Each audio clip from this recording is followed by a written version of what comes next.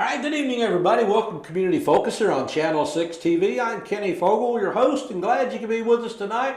Got an interesting program for you. We're going to talk a little bit about some early childhood learning, which we can start a child off too early, and how to learn to read, how to enjoy the reading. And we've got Melanie Carter here to talk to us a little bit about a project she's been working on. Well, Melanie, first of all, welcome to the show today. Thank you. I appreciate it. All right. Well, I want to get you a little history here. You've been involved in this for the last few years in this Dolly Parton Imagination Library. You tell us what your role in this is, and then we'll get into what that is. Okay. In 2014, I lost my daughter Reagan. She was 12 years old, and we started Reagan's Voice Foundation in her memory. And the things that we wanted to do with her foundation was target bullying, because that was something that had affected her greatly, obviously. So we wanted to do bullying awareness, but we also wanted to take on projects that were very meaningful and important to Reagan. And one of the things about Reagan, anybody that knew her knew she was a very avid reader, was an accelerated reader, and that had started at a very young age. So we really contributed that a lot to the Dolly Parton Imagination Library. When we were stationed at Fort Campbell, Kentucky, on the Tennessee border, my husband, Reagan's father, at the time, went ahead and enrolled her in that Imagination Library. And the purpose of that program is to provide a free book to every child from birth to age 5, regardless of income, to help instill reading literacy. I call it the Book of the Month Club. Book of the Month Club. That's a great example of it. And so for a 2-year-old to be able to get something in the mail that was specifically for her was so exciting. So from ages 2 to 4, while we lived in that community, she got a very age-appropriate, was a very well-known book in the mail, and so to see her excitement and to see that love of learning grow was so special to us. And luckily that continued even into middle school, where she enjoyed reading. She had a very high reading comprehension level. So as something very important to us as Reagan's family, we thought any way that we can try to target reading would be something else that we wanted to tackle with Reagan's Voice Foundation. So when I started to look into it here locally in our community, we didn't have Imagination Library here in Nelson County. There's other counties across Kentucky, even across the U.S. and across the world, that have adopted the Dolly Parton Imagination Library. So I thought, what a great endeavor that could be for us to start getting that here locally. And again, statistics show that children that learn to read at an early age do so much better in school. The rest of not only just through school, but all through college and in life later on. So getting children just the love of reading, not necessarily the ability to read, but the love of reading is probably a big goal here. Well, and one of the big things too is it helps promote the reading literacy. It helps instill that love of reading, but it's also a bonding and an attachment for a caregiver and a child to be able to sit down and look at a book, not necessarily read it word for word, but to make silly faces, do voices, and make it fun, make it a great learning experience. And so some of our families, we know here in Nelson County, transportation can be a barrier. So maybe for our families who are living out more in the county and Boston area, New Hope, those types of areas, maybe they can't get to the library as consistently as they need to. And again, this is a program that's targeted for birth to age 5, so it's really hitting those kids maybe that are not into preschool or Head Start ages yet, and just helps promote that even more. Now, it's a pretty aggressive project to take on the entire county, because I looked at some statistics you gave me beforehand, and I think we're talking quite a number. We got quite a large number of kids from 0 to age 5 in Nelson County. Yes. I was really surprised when we ran the Census Bureau statistics. The last census in 2010 indicated that at that time there were approximately 3,000 children from age birth to age 5 in Nelson County.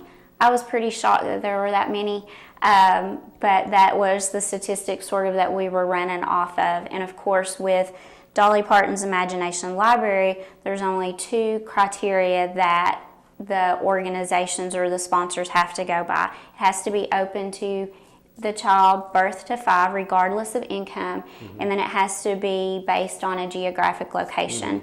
So that could be countywide, that could be a certain school district, it could be a certain zip code, it could be maybe a certain age 3-year-olds that go to this certain school.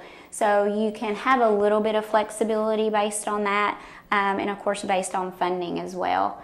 Right now they estimate that it's $2.10 per child per month that they get a book. So you're looking at that covers the postage and that covers the book, in which from our personal experience, these are really high quality books. Yeah. Many of them are hardback.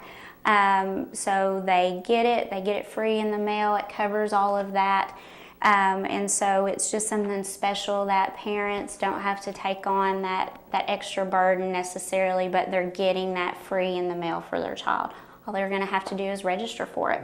As you mentioned, it's in categories. I mean, I asked you before, if I could just do it for just my grandchild or something, but you can't do it just for a specific child. You have to pick an age group, or like you said, a geographic area, or a school district or something like that. Because, again, even at $2 and something a kid, it could get pretty expensive if you took care of all the kids. I know you've been out doing a little fundraising and trying to raise a little money, but trying right now to start off a little small and take it in small bites. And I think that would depending on how many sponsors and how much support we can get in the community with maybe civic organizations or corporate sponsors or whatever.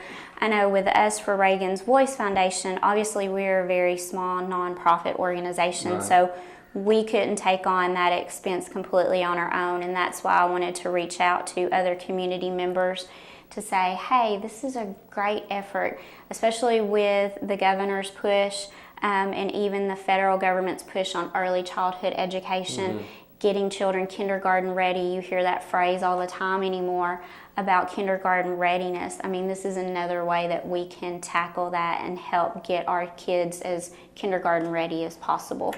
Well, I know one thing that statistics have shown, this part of the United States, literacy is a problem, especially in obviously children's literacy, because that's where it all begins. And if you lose a child at an early age to not being involved in school and books, I mean, later on you're going to have more problems later on. It doesn't really get better. So we do applaud you for doing this. Obviously, I know you've got a big task going around and visiting as many groups as you can. Anybody that wants to invite Melody in, she's more than happy to come in and talk about it and promote it. And again, fundraising, because it can be costly, especially if you start out small, but hopefully grow as big as you can. Now, in Reagan's Voice Foundation, basically, you mentioned also the bullying aspect. Is there any progress that you're making on that, or is that something that we're simply going to have to live with?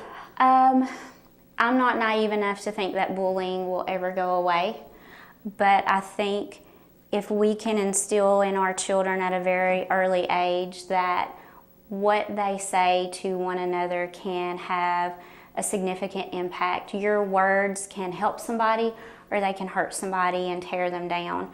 And that old phrase of sticks and stones may break my bones, but words can never hurt me is the farthest thing from the truth. Because statistics show, and even adults, if I ask you who was the bully in your school, I bet you can remember who that was. As long as it wasn't me, I can pretty much remember that. But again, catching children at an early age, because a 30-year-old bully just doesn't get born at 30 years old. More than likely, they're going to start out somewhere in that age 0 through 5 or somewhere in the same neighborhood as the Dolly Parton Imagination Library. You know, it's usually either behaviors that they witness, that they imitate, or that have been allowed to continue on. And so that just becomes ingrained in them, and that becomes the way that they socialize and they interact with each other. And there's as a therapist, because I'm a licensed marriage and family therapist, I can give you all different kinds of reasons why kids may resort to engaging in bullying behaviors. It explains it, but it should never excuse it. And so with Reagan's Voice Foundation, we're reaching out to try to provide more education and more support to kids and parents, civic organizations, clubs, whatever we can do to make sure and just remind people that you know, what you say and what you do to one another can have a lasting impact. Words matter. Words matter. So Reagan's Voice Foundation, Dolly Parton Imagination Library, how do we find out more information? If somebody was really interested out there right now and wants to jot something down and on a piece of paper to get a hold of you or just find out more information, where do they go? If they want to find more information about Dolly Parton's Imagination Library, Google that and it takes you directly to the website. It has great information about what it takes to get a program started in your community. It talks about sort of where that program got developed by Dolly Parton years ago. In terms of Reagan's Voice Foundation, we have a Facebook page, and then we also have a website that's reagansvoicefoundation.com, and that's always the best way to reach me. You can send me a message or send me an email through either one of those outlets, and hopefully we can gather more community support. I'm sort of the belief the more organizations and the more community providers that we can get to help, it's not going to put that burden completely on one or two. It can make the cost a little bit less for each one, because we want this to be something that maybe we start small, but we continue to grow to be able at some point to say, hey, we are providing this great program and this great service to each one of our kiddos under age 5 in our county, and it has to be something that's sort of sustained. And Dolly Parton is the patron of all this. She is. Do you know anything about why Dolly wanted to do this? From what I have read, and it goes a little bit more in detail on her website, but most people who know Dolly Parton's history is she was born in the Appalachian Mountains, very poor, obviously didn't have access to a public library, didn't really get into literacy until she was able to go into school. So as she became world famous, she wanted to give back to her local community, and so she really started the Imagination Library with providing free books to the children in her Appalachian town, and then it sort of spread out in Tennessee, and from that point forward now it's just went worldwide of what a great program that can provide to give those free books to children at an early age. Well, Melanie, we certainly appreciate what you're doing, appreciate you being here today, and we wish you all the best. And again, if anybody wants to find out more information, Reagan's Voice Foundation or the Dolly Parton Imagination Library online, and we'll figure out a way to get you in touch with people that maybe want to help out. If you want to make a donation, even or something of that nature, we'll figure that out too. So we'll appreciate you being here today. So Melanie Carter here, and talking about Dolly Parton's Imagination Library. Again, you know, we're trying to save the kids before they even get lost. So that's at an early age. So we want to do the best we can. 0 to 5 years old, get them a love of reading. They'll love it the rest of their life. All right, stick around. A lot more to come here on Community Focus. We'll be back with more of our show right after these messages.